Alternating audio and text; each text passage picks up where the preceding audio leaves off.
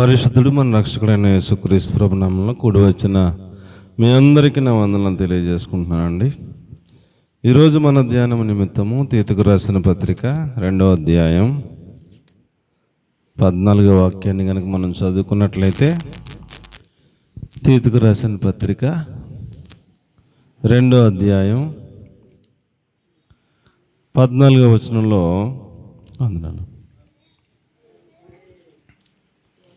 దుర్నీతి నుండి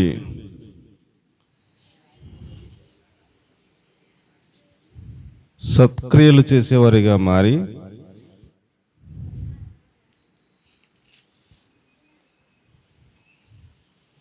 తమ్మును తాము పవిత్రపరుచుకునే వ్యక్తులుగా మనలను సిద్ధపరచుట కొరకే యేసు ప్రభువారు తనను తాను అర్పించుకున్నారు అని వ్రాయబడి ఉంది. అక్కడ చిన్న ప్రార్థన చేసుకుందాం. పరిశుద్ధము నమ్మగలిగిన మా ప్రియ పరలోకపు తండ్రి, అల్పుడను నిష్ప్రయోజకుడైన నన్ను మీరు అంగీకరించి అగ్ని చేత కాల్చి పుటం వేసి పరిశుద్ధపరిచి మాతో మాట్లాడి ప్రభువా మమ్మల్ని మేము ఎలా పవిత్రపరుచుకోవాలో మాకు బోధించి సహాయం చేయమని యేసు ప్రభు వారి పేరట ప్రార్థించి అడిగి వేడుకొని పొంది ఉన్నాం తండ్రి, ఆమేన్.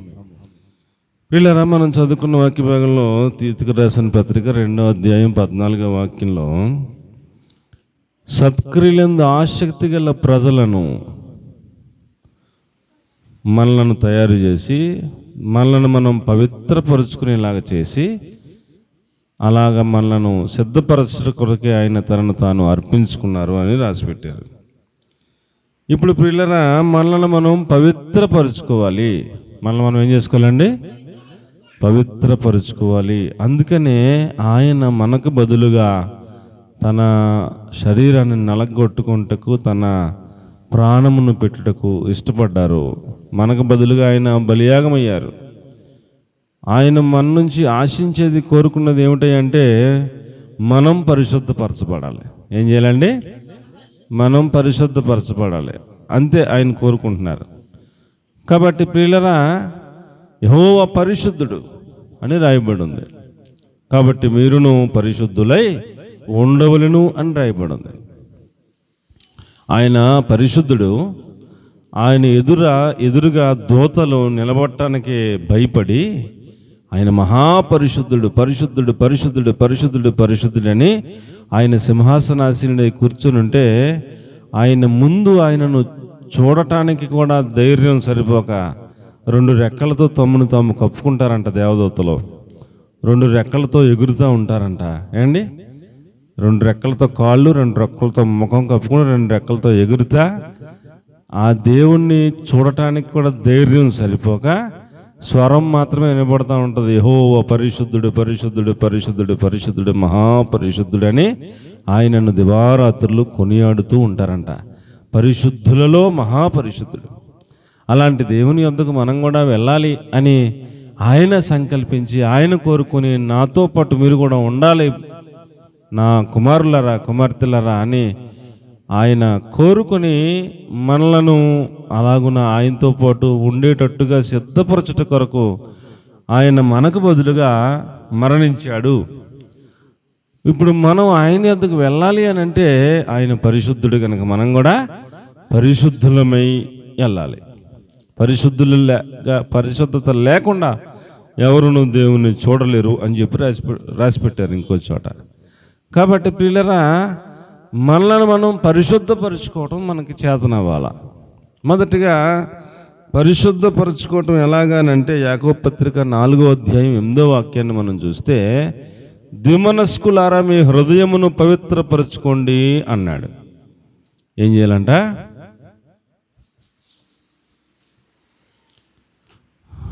ద్విమనస్కులారా.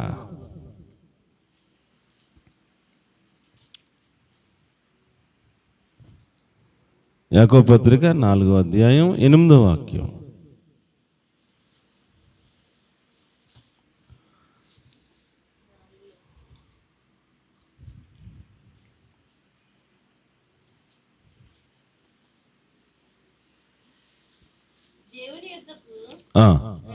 అప్పుడు ఆయన మీ వద్దకు వచ్చును.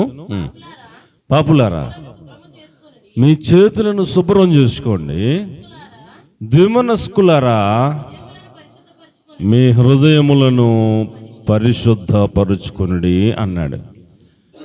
మన చేతులను కడుక్కోవడం మనకు రావాలి. ఏం చేయాలండి? మన చేతులను మనం శుద్ధీకరించుకోవడం మనకు రావాలి. ఇప్పుడు చేతులు మురుగ్గా ఉన్నాయనుకోండి, ఏం చేస్తాం? అన్నం తింటకు రానన్నా భోజనం పెడతానని పిలిచారు అమ్మగారు. ఇప్పుడు మనం ఏం చేయాలా? ఎలా చేతులు మురుగుకున్నా సరే వెళ్ళిపోయి గబగబ తినేస్తామా? వెంటనే 4 తగలనెత్తారు, వెళ్ళు చేతులు శుభ్రంగా సబ్బుతో కడుక్కొని అప్పుడు రా అంటారు. కడుక్కొని వచ్చాక చక్కగా ప్రేమగా పెడతారు భోజనం చేయమని. 4 రకాలు అదనంగా వేసి వడ్డించి ఇంకాస్త తిన్నానని పెడతారు. కడుక్కోకుండా వచ్చేస్తే 4 తగలనెత్తారు. చేతులు శుద్ధీకరించుకోవాలి. ఏం చేయాలండి? ఆ చేతిలో పాపం ఉండుట చూసి ఆ పాపమును విడిచిపెట్టిన యెడల నీ నివాస స్థలము పైన దేవుడు దృష్టి నిలిపి నిన్ను వర్ధిల్ల చేస్తాడని యోబు గ్రంథంలో రాసిపెట్టారు. మన చేతిలో పాపం ఉందని మనకు కనపడింది, అప్పుడు వెంటనే మనం ఆ పాపాన్ని చేతిలోంచి విడిచిపెట్టాలంటారు. అలాగైతే నీ యొక్క గుడారము, నీ యొక్క నివాసమును దేవుడు వర్ధిల్ల చేస్తాడు అని చెప్పి రాసిపెట్టాడు. కాబట్టి ప్రియులరా, మన చేతులను ఎప్పటికప్పుడే శుభ్రం చేసుకోవడం మనకి చేతనవ్వాలి. మొన్న కరోనా వచ్చినప్పుడు అసలు శుభ్రం మామూలుగా వద్దురే బాబు అన్నా సరే శానిటైజర్ తెచ్చుకొని అది తెచ్చుకొని ఇది తెచ్చుకొని తెగరా చేసుకునేవారు కదా. మాట్లాడితే ఇలాగే బాటిల్ చేతులు వేసుకుంటాం, ఇలాగ అనుకుంటాం. మాట్లాడితే మళ్ళీ వేసుకుంటాం, ఇలాగ అనుకుంటాం. ప్రాణం మీద అంత తీపి, కానీ పరిశుద్ధత లేకుండా పరలోకం వెళ్ళమని మాత్రం ఏమీ భయం లేదు. ఈ చేతులకు అపవిత్రత అంటకుండా ఏం చేసుకోవాలంటండి? ఈ చేతులకు అపవిత్రత అంటకుండా ఎప్పటికప్పుడు ఈ చేతులను పరిశుద్ధపరుచుకుంటూ ఉండాలి, శుద్ధీకరించుకుంటూ ఉండాలి. అది దేవుని వాక్యం తెలియజేస్తూ ఉంది. చేతులు కడుక్కోవటం వచ్చిన తర్వాత ఏమండి, ఎప్పటికప్పుడు చేతులు కడుక్కోవడం వచ్చిన తర్వాత నేను అన్ని గమనిస్తూ ఉంటాను అండి. పెద్ద పెద్ద భక్తులే, బాగా విశ్వాసంలో ఎదిగిన వారే, ఏమండి ఏదైనా ఒక కార్యక్రమం జరిగితే దానికి ఎందుకు జరిగింది, ఎలా జరిగింది, ఎంత అయింది, ఎంత వచ్చింది ఎవరో లెక్కలు చెప్పరు. అంతా అయిపోయాక 2-3 నెలలు గడిచిపోయాక అందులో ఎవరో ఒకరు అంటారనమాట. నిన్న మీటింగ్లోకి వెళ్తే ఒక ఆయన అంటున్నాడు, రౌండ్ టేబుల్ మీటింగ్లోకి వెళ్తే ఒక ఆయన అంటున్నాడు, నేను క్రిస్మస్ నిమిత్తం 8,000 రూపాయలు నా ఒక్కడనే ఇచ్చాను, ఏం ఖర్చు పెట్టారు, ఎలా ఖర్చు పెట్టారో నాకు ఏం తెలియదు అంటున్నాడు. ఆయన ఒక్కడే ఎంత ఇచ్చాడంటండి? 8,000. ఇంకా అలాగా 5,000 ఇచ్చిన వాళ్ళు ఉన్నారు. ఇంకా చాలా మంది చాలా ఎవరికి తోచింది వాళ్ళు 2,000, 1,000 ఇచ్చిన వాళ్ళు ఉన్నారు. ఇదంతా ఎవరెవరు ఎంత ఇచ్చారు అనేది రాసుకోవాలి కదా. ఎంత అయ్యింది మొత్తం ఈయన ఎంత ఇచ్చారు, ఈయన మొత్తం ఇలాగ ఇచ్చారు, ఇంత అయింది. దీని నిమిత్తం ఖర్చు, దీని నిమిత్తమైంది మొత్తం ఇలాగ అయింది, ఖర్చు అయింది, ఎంత వచ్చింది, ఎంత ఖర్చు అయింది, ఎంత మిగిలింది, ఇది మిగిలి బడ్జెట్ లేదా తగులు అని మొత్తం వివరం చెప్పాలి కదా. కార్యక్రమం అయిపోయింది, ఎవరో వివరం చెప్తలేదు. చేతులను ఏం చేసుకోవాలా? శుభ్రం చేసుకోవడం రావాలి. ఏం చేసుకోవాలండి? శుభ్రం చేసుకోవడం రావాలి. ఒక భార్యగా మీ స్థానం భార్యగా ఉంటే ఒక 500 భర్త ఇస్తే 500కి రాసుకోవాలి కాగితం మీద. ఆయన అడుగుతాడేమో, ఒకవేళ అడిగితే చెప్పాలేమన్న భయం ఉండాలి. 500 ఇచ్చిన ఏమైందంటే మళ్ళీ అడ్డం తిరిగి మళ్ళీ ఆయన 4 రివర్స్లో కౌంటర్ ఇచ్చేలా ఉంటే పని అవ్వదు. అకౌంటబిలిటీ ఉండాలి. చేతులను కడుక్కోవడం చేతనవ్వాలి. 500 ఇచ్చారు, ఇది తెచ్చాను, అది తెచ్చాను, ఇది తెచ్చాను, ఇలాగెలా మొత్తం ఇలాగ ఖర్చు 500 లెక్క రాసేసి పెట్టుకుంటే మళ్ళీ ఏమంటే డబ్బులు అయిపోయినాయని అంటారు అనుకోండి. నిన్నే కదా 500 ఇచ్చానంటే చీటీ ఇచ్చేస్తే చూసుకుని మళ్ళీ మాట్లాడుకొని మళ్ళీ ఇస్తాడు 500. ఇస్తాడెవరా? ఇక మళ్ళీ మాట్లాడతలేదు. ఇంకా అన్నీ A to Z pin to pin మొత్తం ఏం తెచ్చాం, ఎలా తెచ్చాం, ఏంటి మొత్తం రుజువు కనపడిపోతుంది అక్కడ. ఆ చీటీ చూసుకుని వంటగదిలోకి వెళ్తే ఆ పదార్థాలన్నీ ఆ వంటగదిలో కనపడుతున్నాయి. నూనె పేరు తెచ్చినది నూనె పేరు కనపడుతుంది, ఇంకోటి తెచ్చినది అది కందిపప్పు కనపడుతుంది, అన్నీ కనపడుతున్నాయి. చెక్ చేసుకున్నాను వెళ్ళి, అబ్బే తేడా లేదు, కరెక్ట్గా ఉంది వ్యవహారం అని మళ్ళీ ఎత్తాడు మళ్ళీ. కాబట్టి మన చేతులను ఎప్పటికప్పుడు మనం ఏం చేసుకుంటూ రావాలి? శుద్ధీకరించుకోవటం రావాలి. అంత అకౌంటబిలిటీ ఉండాలి. ఏదో ఇచ్చావు ఏదో అయిపోయిందంటే దానికి అర్థం లేదు అర్థం లేదు. అంటే ఈవిడేదో తినేసిందని కాదు అక్కడ పాయింట్. ఏదో తినేసింది దాచేసుకుంది అది కాదు పాయింట్. లెక్క అప్పగించాలన్నట్టు శుద్ధీకరించుకోవడం, నా దగ్గర లోపం లేదు అని ఎప్పటికప్పుడే తెలియజేయడం, శుద్ధీకరించుకోవడం, అది చేతనవ్వాలి. చేతులను శుద్ధీకరించుకో అన్నాడు. తర్వాత దిమనస్కులారా హృదయాన్ని శుద్ధీకరించుకోండి, పవిత్రపరుచుకోండి అన్నాడు. హృదయం ఎప్పటికప్పుడు ఏం చేసుకోవాలంటే శుద్ధీకరించుకోవాలి, పవిత్రపరచుకోవాలి హృదయాన్ని. హృదయము ఘోరమైన వ్యాధి కలిగింది, దాన్ని ఎవడ బాగు చేస్తాడన్నాడు ఒక చోట. ఘోరమైన వ్యాధి కలిగిందంట హృదయం, దాన్ని ఎవడ బాగు చేయలేడు అని చెప్పి భక్తుడు రాశాడు. హృదయంలో నుంచి బయటకు వస్తాయని 13 పాయింట్లు పెట్టాడు అక్కడ. చాలా క్రిటికల్ ఉంటుంది అనమాట హృదయం. హృదయం నిండిన దాన్ని బట్టి నోరు మాట్లాడుతుంది అన్నాడు. కాబట్టి హృదయాన్ని ఎప్పటికప్పుడే ప్రతిరోజు ఎప్పటికప్పుడే హృదయాన్ని ఏం చేసుకోవాలండి? హృదయాన్ని ఎప్పటికప్పుడే పవిత్రపరచుకోవటం మనకు చేతనవ్వాలని ప్రభు పేరట నేను మీకు మనవి చేసుకుంటా ఉన్నాను. కాబట్టి ప్రియులరా, దిమనస్కులారా ఏంటండి? 2 రకాల మనసు ఏంటి? ఎన్ని రకాల మనసు అండి? 2 రకాల మనసు. అప్పటికప్పుడే ఆత్మ సంబంధమైన తలంపు, అప్పటికప్పుడే శరీర సంబంధమైన తలంపు, లోక సంబంధమైన తలంపు. ఇది ఇలా చేద్దామా అలా చేద్దామా, ఏది చేయాలో అంతా దోబూచులాట అనమాట అండి. దిమనస్కులారా మీ హృదయాన్ని ఏం చేసుకోండి? పవిత్రపరచుకోండి ఎప్పటికప్పుడు. ఏదో ఒక స్టాండ్ మీద ఉండండి అని మాట్లాడుతున్నాడు. చాలామంది అప్పటికప్పుడే ఇలా మాట్లాడతారు, అప్పటికప్పుడే మళ్ళీ అలా మాట్లాడతారు. అవసరమైతే తిరిగేస్తారు, అవసరమైతే బోర్లేస్తారు. కింద పడ్డా అయిందే పై చేయంట, పైన పడ్డా అయిందే పై చేయంట. మాట దొరకడం, పాయింట్ దొరకడం, ఎటైనా ఆయన మాటకార్తనం ఉంటుంది అనమాట అండి. 2 రకాలు వద్దు, ఏదో ఒక రకంగా ఉండండి. దిమనస్కులారా మీ హృదయాన్ని ఏం చేసుకోండి? పరిశుద్ధపరచుకోండి, పవిత్రపరచుకోండి అని చెప్తున్నాడు.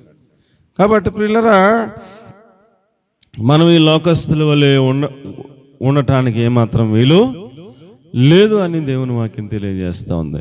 యేసు ప్రభు వారు పరలోకాన్ని విడిచిపెట్టి భూమి మీదకి వచ్చి మనకు రావాల్సిన శిక్ష ఆయన మీద వేసుకుని మరణించటానికి కూడా ఇష్టపడింది. ఎందుకయ్యా అంటే మనం ఎప్పటికప్పుడు హృదయాన్ని పరిశుద్ధపరచుకోవాలనే ఉద్దేశం. ఏంటండి?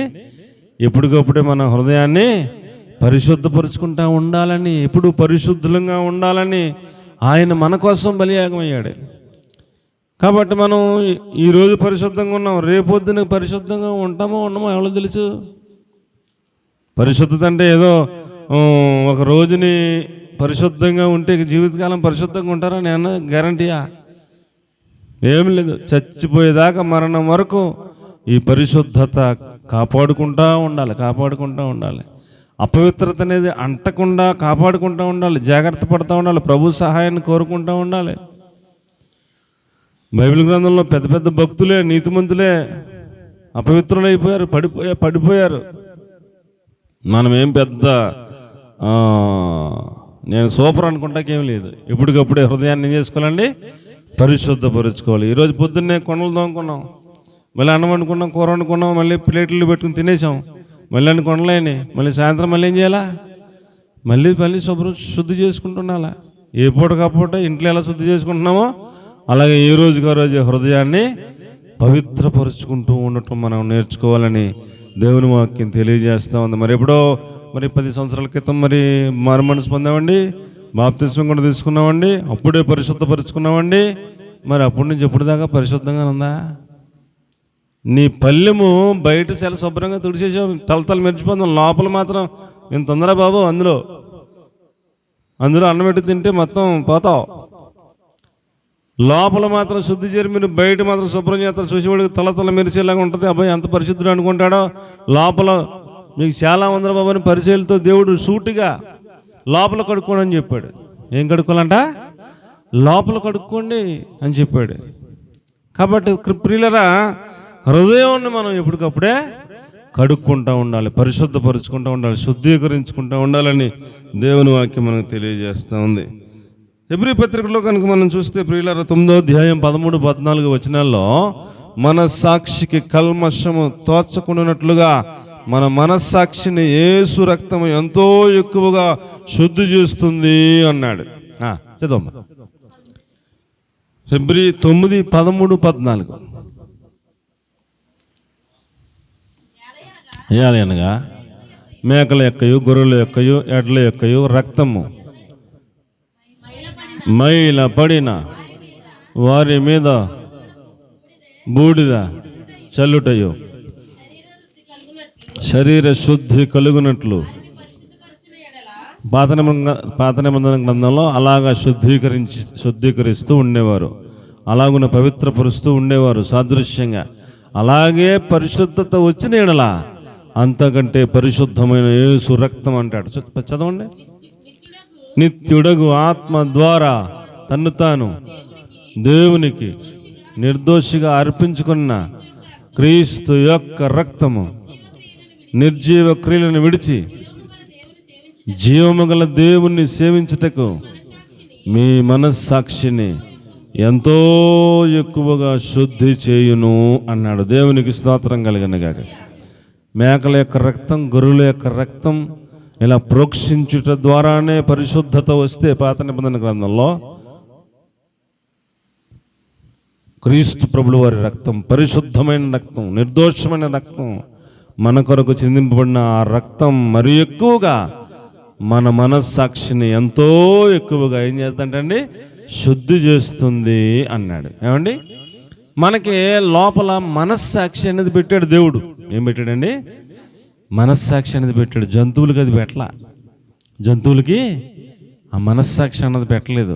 జంతువులకు కూడా మనలాగా రక్తం ఉంటుంది, జంతువులకు కూడా మనలాగా గుండెకాయ ఉంటుంది, జంతువులకు కూడా మనలాగే అవయవాలు ఉంటాయి, జంతువులు కూడా మనలాగే యాక్టివిటీ అన్ని పనులు చేసుకుంటాయి అండి. కానీ మనకు ఉన్నదే వాళ్ళకి వాటికి లేనిది ఏంటంటే మనస్సాక్షి. ఏంటండి? మనస్సాక్షి. ఏదైనా పొరపాటు చేస్తే మన లోపల మన మనస్సు మనకు చెప్తూ ఉంటుంది. ఏం చేస్తుంటుందండి? ఇలా చేసి ఉండాల్సింది కాదు, నువ్వు కొంచెం ఎక్కువ కోప్పడ్డావు, కొంచెం కోప్పడకుండా ఉండాల్సింది, ఆ చెల్లిని అలాగ అనేసావు అనకుండా ఉండాల్సింది, ఓసారి వెళ్ళి మళ్ళీ సారీ చెప్తే బాగుంటుందేమో లోపల అనిపిస్తూ ఉంటుంది. ఎవరు చెప్తారు అలాగా? మనస్సాక్షి చెప్తూ ఉంటుంది. మనస్సాక్షి చెప్తూ ఉంటుంది, నువ్వు ఇది చూడకుండా ఉంటే బాగుండేమో, అనవసరంగా చూసావు, వెళ్ళకుండా ఉంటే బాగుండేమో, వెళ్తే ఇలాగ వెళ్ళి నువ్వు కొంచెం దేవుని దృష్టిలో పాపిగా మారిపోతావు అని మనకి ప్రతిదీ మన మనస్సాక్షి మనకే చెబుతూ ఉంటుంది, తెలియజేస్తూ ఉంటుంది, మాట్లాడుతూ ఉంటుంది. ఎప్పటికప్పుడే నువ్వు ఇలా కాదు, ఇలాగ వెళ్తే బాగుంటుందని డైరెక్షన్ ఇస్తూ ఉంటుంది. ఆ మనస్సాక్షి మనకు లోపల పెట్టాడు. అది మనకు చెప్పినప్పుడు వెంటనే లోబడిపోతే ఏమండి, మనం ఆత్మానుసారంగా జీవించగలుగుతాం. చెప్పినా నువ్వు అలాగే చెప్తావని కొంచెం మనం అణిచి మనం శరీరం చెప్పినట్టుగా వెళ్ళిపోయామనుకోండి, శరీరానుసారం అయిపోతాం. కాబట్టి ప్రియులారా, మన మనస్సాక్షి అనేది మన మీద ఏం చెప్పాలంట? మన మనస్సాక్షిని యేసు రక్తం ఎంతో ఎక్కువగా శుద్ధి చేసేస్తుంది అని చెప్తున్నాడు. కాబట్టి మన మనస్సాక్షిని యేసు రక్తము ఎంతో ఎక్కువగా శుద్ధి చేస్తే అప్పుడు ఆ మనస్సాక్షి చెప్తుంది, యేసు ప్రభు రక్తం వలన శుద్ధి చేయబడిన మనస్సాక్షిని నేను అని మన గురించి సాక్ష్యం చెప్పడానికి వచ్చినప్పుడు యేసు ప్రభు రక్తంలో శుద్ధీకరించుకుంది అమ్మాయి. అప్పటి నుంచి చాలా పరిశుద్ధంగా జీవించింది అని మన గురించి మన మనస్సాక్షి దేవుని ఎదుట సాక్ష్యం చెప్తుంది. మన మీద ఎవరు సాక్ష్యం చెప్తారా అని మనం అనుకుంటాం. మన మీద ఎవరు చెప్పక్కల సాక్ష్యం. మన మీద ఏమండి, దేవుని ఎందుకు రేపు పొద్దున వెళ్ళినప్పుడు మన మనస్సాక్షి మన గురించి సాక్ష్యం చెప్తుంది. అలాగే మన లోపల మనస్సాక్షి అనే కెమెరా, పవర్ఫుల్ కెమెరా పెట్టాడు దేవుడు. ఇప్పుడు మనం ఏదైనా ఒక ఇంట్లోకి వెళ్తే, హాస్పిటల్కి వెళ్తే మొత్తం హాస్పిటల్ అన్నా కెమెరాలు పెట్టేస్తారు. ఆ కెమెరాలో పడిపోతే మనం ఏం చేస్తున్నాం ఏంటో మొత్తం అంతానే, ఏదైనా పొరపాటు చేస్తే దొరికేస్తాం అందులో. అలాగే మన మనస్సాక్షి మనల్ని ఎప్పుడు నిఘా పెడతా ఉంటుంది. మన పరిస్థితి అంతా రికార్డ్ చేస్తూ ఉంటుంది. మనం మర్చిపోయినా రేపు పొద్దున్న అక్కడికి వెళ్ళినప్పుడు మన మనస్సాక్షి మొత్తం అలాగా అన్నీ ఇదిగో రికార్డ్ ఇదిగా చూపిస్తుంది అన్నమాట మనకి. మనం చూసుకుని నిజమే కదా, పలానా రోజులు చేశాను కదా, ఇదెవరు తీశారు రికార్డ్ అని మనం అనుకుంటాం. మన మనస్సాక్షి మొత్తం ఏం చేస్తుంది? రికార్డ్ చేసేస్తుంది. అక్కడ ప్రదర్శన చేద్దాం అనమాట. అప్పుడు మనం కాదంటానికే లేదు. కోర్టులోకి వెళ్ళామనుకోండి, ఏదైనా అభియోగం వచ్చిందనుకోండి, అవతలోడు మన మీద ఏదో చెప్పాడు అనుకోండి, ఇది నిజమా కాదని సాక్షులు ప్రవేశపెట్టమంటారు. ఒకళ్ళకన్నా ఎక్కువ 2 సాక్షులు వచ్చి నిజమే సార్ ఆడు నిజంగా ఆయన చంపేత్తమని చూసామని వాళ్ళు చెప్పారనుకోండి, వీడి గురించి చేసేస్తారు. సాక్ష్యం చాలా ప్రాముఖ్యం ఏదైనా న్యాయం చెప్పాలంటే. అలాగే మన గురించి మన మనస్సాక్షి అక్కడ నిలబడి సాక్ష్యం చెప్పేస్తుంది. ఆ మనస్సాక్షి యేసు రక్తం ద్వారా ఎంతో ఎక్కువగా శుద్ధి చేయబడిపోతే, పరిశుద్ధపరచబడిపోతే, ఆ పరిశుద్ధత చచ్చిపోయేదాకా కాపాడుకుంటే మన మనస్సాక్షి ఏం చెప్తుంది? అప్పుడు పరిశుద్ధంగా బతికింది ప్రభు అని చెప్తుంది. ఓకే, నీ గురించి నీ మనస్సాక్షి నిర్దోషమైన మనస్సాక్షిగా ఉన్నట్టు చెబుతుంది, పరిశుద్ధంగా ఉన్నట్టు చెబుతుంది, వెరీ గుడ్ అని ఆయన మనకి ద్వారము తెరిచే అవకాశం ఉంటుంది. ఆయనతో పాటు పరలోక రాజ్యంలో నివసించడానికి మనకు అవకాశం ఇచ్చే ఒక సాక్ష్యం చెప్పేది ఎవరయ్యా అంటే మన మనస్సాక్షి. కాబట్టి మన మనస్సాక్షిని మనం యేసు రక్తంలో ఎప్పటికప్పుడు ఏం చేసుకుంటుండాలా? యేసు రక్తంతో ఎంతో ఎక్కువగా శుద్ధి చేసుకుంటూ ఉండాలి మనస్సాక్షిని. ఏ రోజుకో రోజు మన మనస్సాక్షి మన మీద ఏం సాక్ష్యం చెప్తుంది అని ఒకసారి మనం అలా ఊహించుకోవాలా అండి. భర్తను అడిగాడు అనుకోండి, మా ఆవిడ చాలా మంచిదండి, అది బాబా ఆ పిల్ల ఎప్పుడు చూసినా ప్రార్థన తీసుకుంటూ ఉంటుందని అంటాడు. మనవాడికి తెలదో అసలు కథ ఏంటో. మీ ఆయన గారు ఏంటంటే పాపం ఈవిడి కూడా చాలా మంచివాడు అనుకుంటుంది ఆయన్ని. ఆయన పొరుగురులకి ఏం చేస్తాడు పాపం ఈవిడికి తెలదో. కాబట్టి అందుకనే ఒకరి గురించి ఇంకొకరిని అడగడు ఆయన. ఎవరి మనసాక్షి వాళ్ళకే అక్కడ ప్రత్యక్షమై చెప్తుంది అనమాట. అప్పుడు ఇక మాట్లాడతాకి ఏముంటుందండి? ఏముండదు మాట్లాడతాకి. కాబట్టి మన మనస్సాక్షిని మనం ఎంతో ఎక్కువగా శుద్ధి చేయగలిగిన యేసు రక్తం, నిర్దోషమైన రక్తం, పరిశుద్ధమైన రక్తం, ఆ రక్తంలో మనం శుద్ధి చేసుకోవటం మనకి సాధన అలవాటు ఉండాలని మీకు నేను మనవి చేసుకుంటా ఉన్నాను. అలాగే అపోస్తలుల కార్యాలు 15:9 విశ్వాసము వలన పవిత్రపరుచుకోవాలన్నాడు. ఎలాగంటండి? ఎలా పవిత్రపరచుకోవాలంట? చదవండి అన్నమాట. అపోస్తలుల కార్యాలు 15:9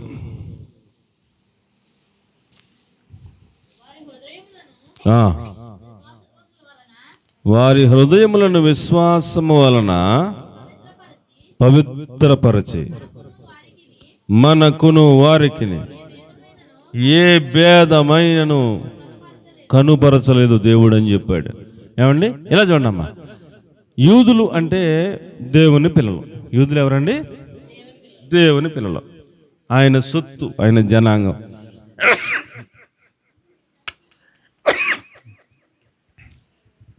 వీళ్ళు అనుకుంటున్నారు యూదులు దేవుని పిల్లలు మనమే, మనకే సర్వ హక్కులు ఉన్నాయి, అన్యజనులకి ఈ అవకాశం లేదు, అన్యజనులకి మనకి ఇవ్వబడిన ఆధిక్యతలు ఏమీ లేవు అని వాళ్ళు అనుకుంటున్నారు.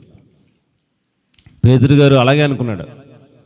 మేమే నిష్ఠాగరిష్ఠులం, పవిత్రులం, అన్యజనులు మీరు అపవిత్రులు అన్నట్టుగా చూస్తున్నాడు.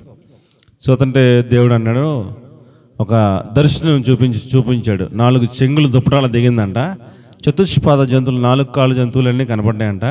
నువ్వు అట్లా చంపుకుని తినే అన్నాడంట దేవుడు.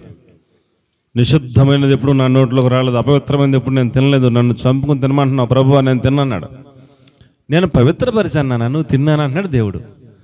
నేను తిన్నాడు 2-3 సార్లు అలాగా అన్నాడు. తర్వాత దుప్పటి వెళ్ళిపోయాక ఇదేంటి నిషిద్ధమైనవి, అపవిత్రమైన వాటిని దేవుడు తినమంటాడేంటి, నేను తిన్నంటే మళ్ళీ దర్శనంలో వెళ్ళిపోయిందేంటి దుప్పటే, అపవిత్రమైన తినమంటాడేంటి దేవుడు అని కొంచెం ఆలోచించాడు.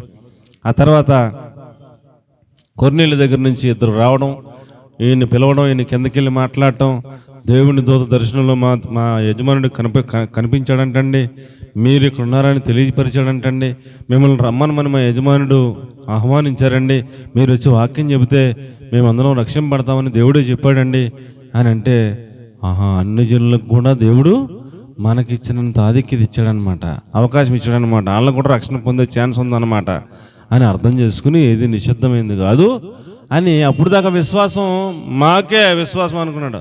ఇప్పుడు అన్ని జనులకు కూడా విశ్వాసం వలన పరిశుద్ధపరచబడే అవకాశం దేవుడు ఇచ్చాడు. నేనే ఉన్నట్టు చెప్తా కానీ జాగ్రత్తగా వెళ్ళాడు. అంతకుముందు వెళ్ళన్నాడు, తిన్నాడు. ఇప్పుడు ఏం చేయడండి? విశ్వాసం కలిగింది. అందరికీ దేవుడు సమానంగా అవకాశం ఇచ్చాడని వెళ్ళాడు, వాక్యం చెప్పాడు. దేవుడు పరిశుద్ధాత్మ దేవుడు వీళ్ళ మీదకి ఎలాగైతే దిగాడు 120 మంది మీదకి, అలాగే వాళ్ళ మీదకి కూడా వచ్చాడు. ఆయన వస్తే ఆశ్చర్యపోయాడు, ఇదేంటి మాకు మాత్రమే దేవుని ఆధిక్యత భాగ్యం అనుకున్నాం, వీళ్ళ అన్ని జనులు వీళ్ళ మీద కూడా పరిశుద్ధాత్మ దేవుడు మన మీదకి ఎలాగైతే వచ్చాడు సేమ్ టు సేమ్ అలాగే వచ్చాడు. ఇంకా మనకాలకు తేడా ఏముంది, వాళ్ళ మనం ఒకటే అనుకున్నప్పుడు ఫిక్స్ అయిపోయి తర్వాత చెప్తున్నాడు పెద్దలతోని, మన మీదకి ఎలాగైతే దేవుని ఆత్మ దిగాడు అలాగే వాళ్ళకు కూడా అదే ఆత్మ దిగాడు. ఇక వాళ్ళకి మనకి తేడా ఏమీ లేదు.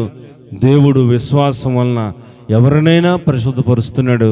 అది ఆయన చిత్తం. అడ్డు చెప్పడం నేను ఎవరినని అందరికీ బాప్తిసం ఇచ్చేసానని చెప్తున్నాడు వెళ్ళి. కాబట్టి ప్రియులరా, విశ్వాసం వలన పరిశుద్ధపరచబడతారు ఎవరైనా సరే. విశ్వాసం వలన అన్ని జనులు, దేవుణ్ణి ఎరగని వారు యేసుప్రభువే దేవుడని విశ్వాసంతో వారు కనుక దేవుని సన్నిధికి వస్తే వారి విశ్వాసము ద్వారా వారిని దేవుడు పరిశుద్ధపరుస్తాడటండి, పవిత్రపరుస్తాడటండి. అప్పటికి ఇంకా వాళ్ళు బాప్తిసం తీసుకోలేదు, అయినా పరిశుద్ధాత్మ దేవుని అభిషేకాన్ని పొందుకున్నారు వాళ్ళు. అంటే ఆ యొక్క విశ్వాసము ద్వారా వారిని ఆయన ఏం చేశాడు, పరిశుద్ధపరిచేశాడు అంతే. కాబట్టి ఎలా పరిశుద్ధపరచుకోవాలి అని అంటే, మన చేతులను కడుక్కోవడం ద్వారా పరిశుద్ధపరచుకోవాలి. ఎలాగండి? చేతులను కడుక్కోవడం ద్వారా పరిశుద్ధపరచుకోవాలి. ఎలా పరిశుద్ధపరచుకోవాలి? మనకి ఒక మనస్సాక్షి లోపల ఉంది, ద్విమనస్సు కలిగిన హృదయం మనకు ఉండకూడదు, 2 రకాల మనసు మనకు ఉండకూడదు, ఒకటిలాగా 2 రకాలు ఉండకూడదు, ఏదో ఒకటే. ఆ ద్విమనస్సు కలిగిన హృదయాన్ని పరిశుద్ధపరుచుకుంటూ ఉండాలి. ఏదో ఒక తీర్మానం మీద మనం ముందుకు సాగిపోవడానికి హృదయాన్ని ఎప్పటికప్పుడే పరిశుద్ధపరుచుకుంటూ ఉండాలి అని చెప్తున్నాడు. తర్వాత మనస్సాక్షిని యేసు రక్తం ఎప్పటికప్పుడే శుద్ధీకరిస్తుంది. ఎంతో ఎక్కువగా శుద్ధీకరించగలిగిన నిర్దోషమైన పరిశుద్ధమైన రక్తం అది అని చెబుతున్నాడు. కాబట్టి మన మీద నిఘా పెట్టబడిన ఈ మనస్సాక్షిని మనం ఎప్పటికప్పుడు యేసు రక్తంలో పరిశుద్ధపరుచుకుని శుద్ధీకరించుకోవడం నేర్చుకోవాలి అనే సత్యాన్ని మీకు నేను మనవి చేసుకుంటా ఉన్నాను. అలాగే విశ్వాసము ద్వారా మనము పరిశుద్ధతలోకి దేవుడు పరిశుద్ధపరుస్తాడు మనల్ని. విశ్వాసము ద్వారా మనం పరిశుద్ధపరచబడతాం అనే సంగతిని కూడా తెలుసుకోవాలని ప్రభుపేట మనం చేస్తూ ఉన్నాను. తర్వాత ఈ శుద్ధీకరించుకోవడంలో ఇంకా కొన్ని విధానాలు ఉన్నాయి.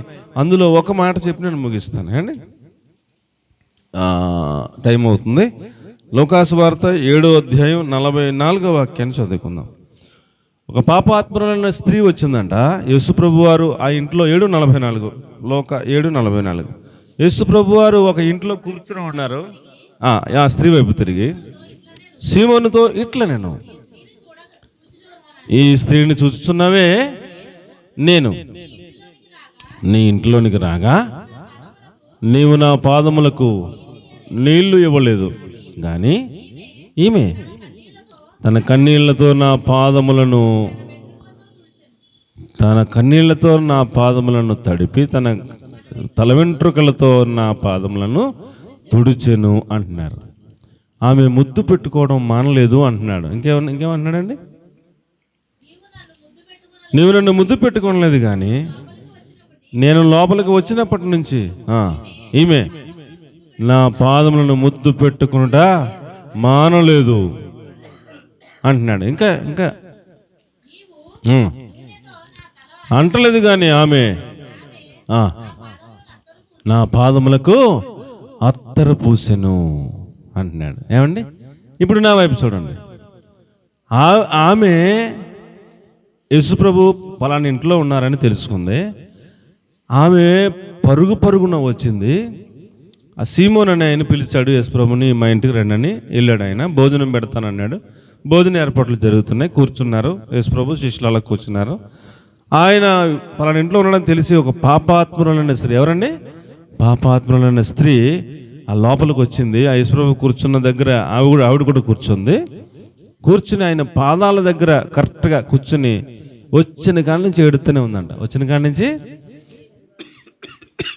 ఉందంట. ఈ కన్నీళ్లతో ఆయన పాదాలు తడిపేసిందంటండి. మన పాదాలు మొత్తం తడవాలంటే చెంబు నీళ్ళు పడతాయి. మన పాదాలు మొత్తం జాగ్రత్తగా చెంబు నీళ్ళు ముంచుకుని వెనకాల నుంచి ముందు నుంచి చక్కగా 4 పక్కల నుంచి వేసుకుని మొత్తం తడవాలంటే చెంబు నీళ్ళు పడతాయి. ఎంత ఏడిసిందో మీరు గమనించండి. కన్నీళ్లతో పాదములు తడిపేసిందంట.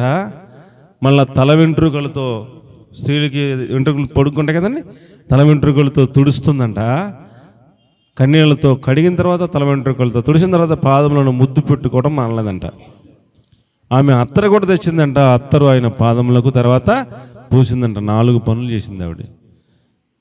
ఆ సీమోను, ఇంటికి పిలిచిన సీమోను అనుకుంటున్నాడు ఆమె ఎవరో తెలిస్తే ఈయన అలా చేయనివ్వడం, పాపాత్మురాలు, నాకు తెలిసి ఆవిడ బతుకు యేసుప్రభుకి ఏం తెలవదు, ఏడుతుంటే మాట్లాడతలేదు, పాదాలు పట్టుకుంటే మాట్లాడతలేదు, కన్నీళ్ళతో తడుపుతుంటే మాట్లాడతలేదు, వెంట్రుకలతో తుడుస్తుంటే మాట్లాడతలేదు, అత్తర పోస్తుంటే మాట్లాడతలేదు, ముద్దెట్టుకుంటుంటే మాట్లాడతలేదు, పాపాత్మురాలైన స్త్రీ అని మనసులో అనుకుంటుంటే అప్పుడు యేసుప్రభు అన్నాడు, నానా నేను మీ ఇంటికి వస్తే నువ్వు నాకు నీళ్ళు ఇవ్వలేదు కాళ్ళు కడుక్కుంటాకి, నాకు నువ్వేమి తల మీద నూనె పోసి అంటలేదు, నన్ను ముద్దు పెట్టుకోలేదు.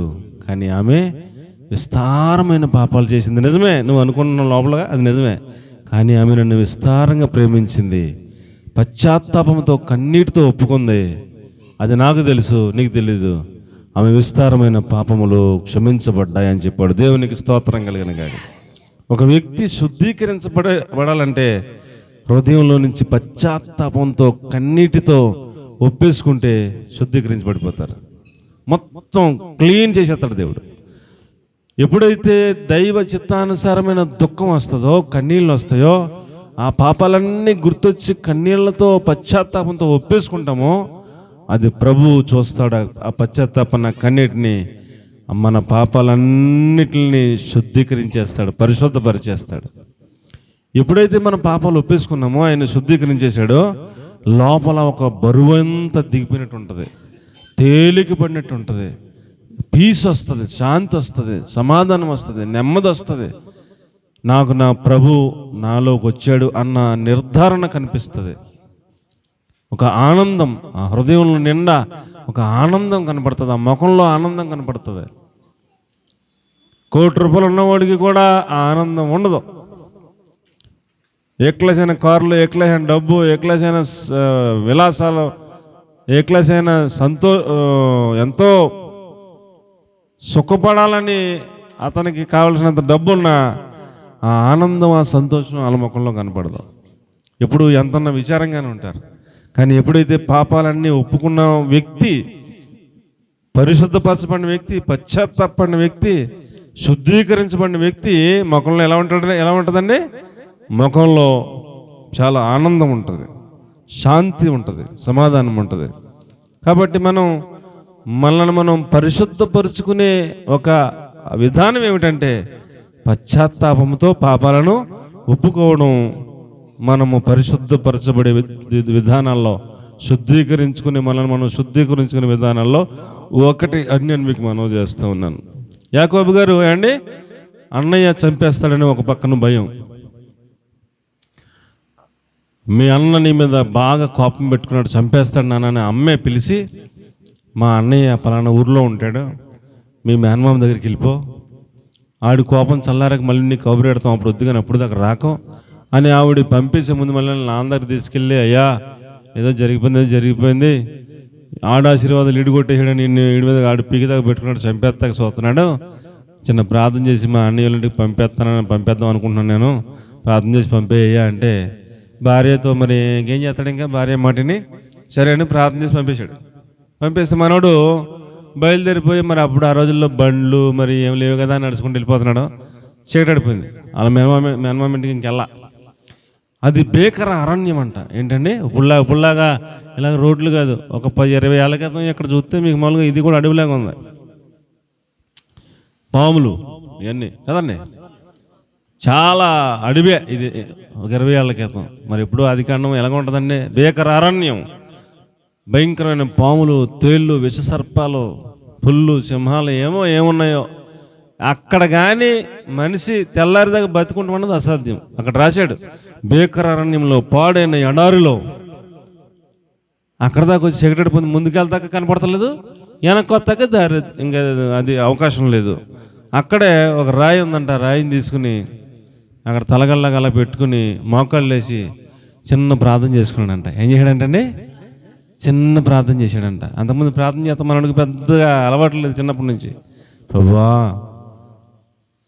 నేను ఈ రాత్రి ఇక్కడ చిక్కుకుపోయాను, నన్ను క్షేమంగా మా మేనమామింటికి చేరితే, నాకు తినడానికి భోజనం కట్టుకుంటూ వస్త్రం ఇస్తే, నేను కోరుకున్నట్టు మా మేనమామ కూతురుతో పెళ్లి చేస్తే, నాకు పిల్లలు ఉడితే, నాకేనకంత అంత ఆస్తి కట్ట సంపాదించుకునే అలాంటి కృప నువ్వు ఇస్తే, నన్ను కాపాడి సంరక్షించి అన్నీ నాకు కావాల్సినవన్నీ చేస్తే, అప్పుడు మళ్ళీ అలా తిరిగి వచ్చినప్పుడు క్షేమంగా మళ్ళీ మా నాన్నోళ్ళ ఇంటికి మళ్ళీ చేరాలి కదా, అప్పుడు నువ్వు అలా అది కూడా నువ్వు చేస్తే, వచ్చేటప్పుడు ఇక్కడ నీకు మందిరం కడతానే, వచ్చేటప్పుడు ఇక్కడ నీకు మందిరం కడతాను, ఇది దేవుని మందిరమే కానీ వేరొకటి కాదు అని జేబులో ఎప్పుడు కొబ్బరి చేసి పెట్టుకుంటాడు అనమాట.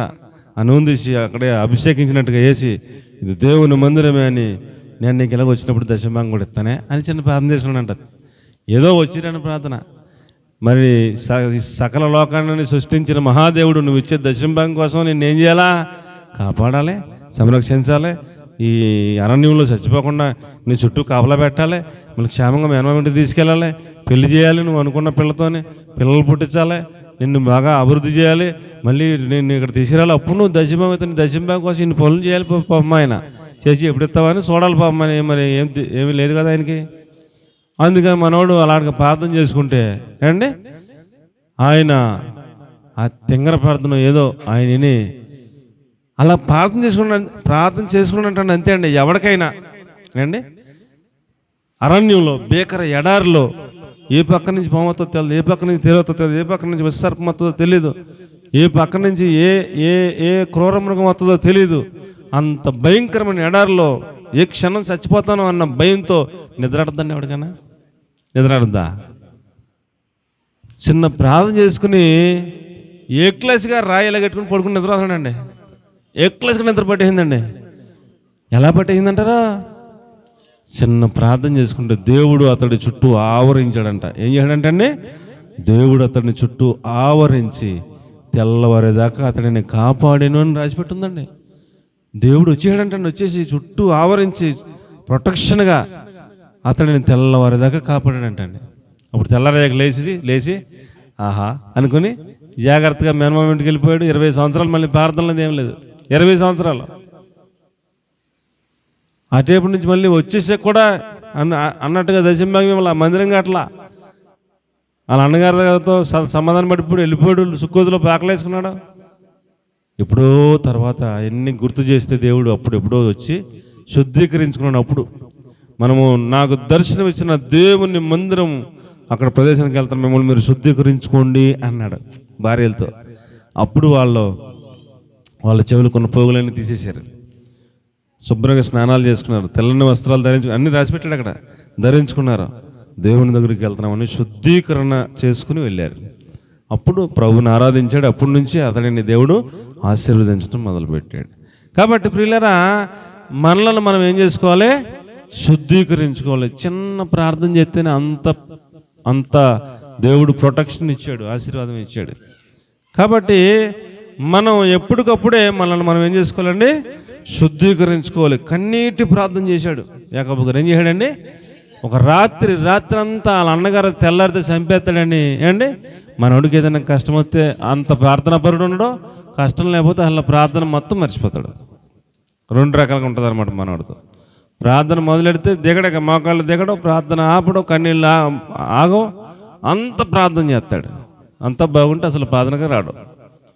ఆ బ్యాచ్లో మనం ఉండకుండా ప్రార్థనా పరులుగా కన్నీరు కార్చేవారుగా మనం ఉంటే మనం శుద్ధీకరించుకుంటే ఏ కార్యమైనా చేసి పెడతాడు దేవుడు. కన్నీటి ప్రార్థన చేసే వ్యక్తిని దాటిపోలేడు ఆయన పరలోకంలో కూర్చోలేడు. ఎవరైనా కన్నీటి ప్రార్థన చేస్తుంటే వాళ్ళ దగ్గరికి వచ్చేస్తాడు. ఆయన దగ్గర ఉన్న మంచి లక్షణం అది. ఆయన ప్రార్థన చేస్తుంటే ఆయన వచ్చేది పట్టేసుకుని నన్ను ఆశీర్వదింతేనే కానీ నిన్ను వదిలిపెట్టిన అంటాడు. తెల్లారిపోతాను బాబు, వదిలేరు వెళ్ళిపోతానంటే నన్ను ఆశీర్వదింతేనే కానీ వదిలిపెట్టినంటే అప్పుడు అన్నాడు దేవుడు, నీ పేరేంటో చెప్పన్నాడు.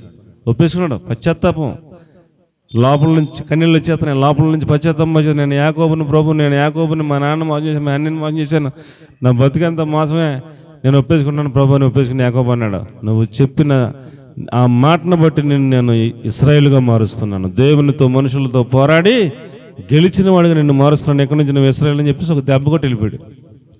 ఆ దెబ్బ కొడితే ఇక్కడ నరం తెగిందంట. మనోడు ఈ కాలుతో బాగా నడుతున్నాడు, ఈ కాలు ఇలాగ అంటున్నాడు. ఆ పొజిషన్ చూసి వాళ్ళ అన్నగారికి ఇదేట్రా, నేను గుండు పిక్కలాగా ఉన్నాను, ఇలాగైపోయాడు తమ్ముడు అని చంపేద్దామని వచ్చినాడు. మనసు కరిగిపోయి కౌగులించుకుని ఇలాగైపోయాడు నానా అని అడిగి, సర్లేరా జాగ్రత్తగా మనందరం కలిసి వచ్చి ఆడుతుందామంటే, నువ్వు నాకు దేవుళ్ళలో నువ్వు కనపడ్డా బావా, నువ్వు ముందు వెళ్ళిపోయి వెనకాల వస్తున్నానని రిక్వెస్ట్ పెట్టాడు. సరేనా, ఆయన ముందు వెళ్ళిపోయాడు. మనోడు జాగ్రత్తగా వెళ్ళిపోయాడు వెనకాల. దేవుడు మరణము నుంచి కాపాడాడు, రక్షించాడు. ఆ తర్వాత కూడా మందిరానికి వెళ్ళలేదు, ఎప్పుడో తర్వాత వెళ్ళాడు. ఏమండి, కన్నీటి ప్రార్థన అంత కార్యాలు చేస్తుంది, మరణం నుంచి తప్పిస్తుంది, పరలోక రాజ్యానికి నడిపిస్తుంది, మనల్ని శుద్ధీకరిస్తుంది అని మీకు నేను మనవి చేసుకుంటున్నాను. ఏమండి, ఇంత మటుకు చాలు. ఇంకా మిగిలిన మాటలు రేపొద్దున ఒకవేళ మళ్ళీ ఎప్పుడు మనం కలిస్తే అప్పుడు మనం ధ్యానం చేసుకుందాం. మనల్ని మనం ఏం చేసుకోవాలండి? పరిశుద్ధపరుచుకోవాలి. ఏం చేసుకోవాలి చెప్పండి? పరిశుద్ధపరుచుకోవాలి. దుర్నీతి సాధనాలుగా మనం ఉండకుండా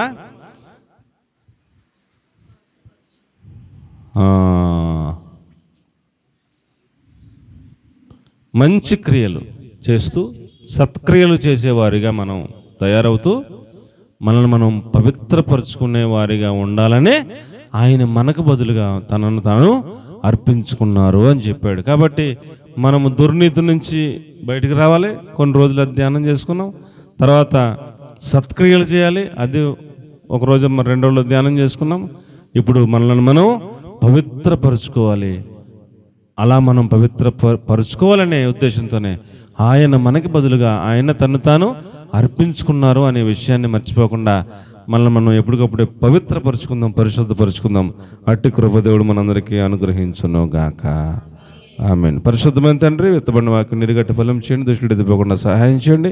మమ్మల్ని మేము పవిత్రపరచుకోవడానికి కన్నీటి ప్రార్థన అనుభవాలు గుండా హృదయాన్ని శుద్ధీకరించుకుంటూ, చేతులను శుద్ధీకరించుకుంటూ, దివమనస్సును మార్చుకుంటూ, మనస్సాక్షిని మీ యొక్క నిర్దోషమైన రక్తం ద్వారా ఎప్పటికప్పుడు పరిశుద్ధపరుచుకుంటూ ముందుకు సాగిపోయే కృప మా అందరికీ దయచేయమని, బిడ్డలందరినీ ప్రత్యేకంగా ఆశీర్వదించి పంపించమని, ఎవరెవరికి ఏమేమి అవసరాలు ఉన్నాయో, అనారోగ్యంతో ఉన్నారో అయా కనికరించి స్వస్థపరిచి